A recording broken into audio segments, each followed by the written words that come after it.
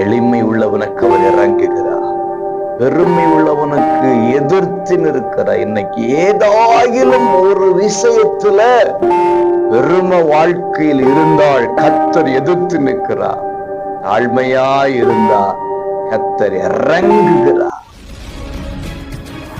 பிரியமானவர்களே, கிருபை உள்ளவராம் இயேசு கிறிஸ்து உங்களை ஆசீர்வதிப்பாருங்க. சங்கீதம் 72:13 எளியவனுக்கும் அவர் இறங்கி, யாருக்கு இறங்குகிறார் என்று பக்தன் சொல்லுகிறார் பாருங்க. எளியவனுக்கும் அவர் இறங்குகிறாராம். இன்னைக்கு பணம் வந்துருச்சுன்னா மனுஷன் மாறிடுறான். பதவி வந்துருச்சுன்னா மனுஷன் மாறிடுறான். சில பதவிகளுக்கு மதிப்பே இருக்காதுங்க.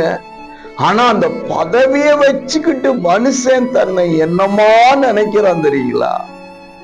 பேருக்கு முன்னாடி, பேருக்கு பின்னாடி, பேருக்கு கீழே என்று சொல்லி பதவிகளும் பணங்களும் மனுஷனை மாற்றிக் கொண்டிருக்கின்றன. எளிமை உள்ளவனுக்கு அவர் இறங்குகிறார். பெருமை உள்ளவனுக்கு எதிர்த்து நிற்கிறார். இன்னைக்கு ஏதாயிலும் ஒரு விஷயத்துல பெருமை வாழ்க்கையில் இருந்தால் கர்த்தர் எதிர்த்து நிற்கிறார். தாழ்மையாய் இருந்தால் கர்த்தர் இறங்குகிறார்.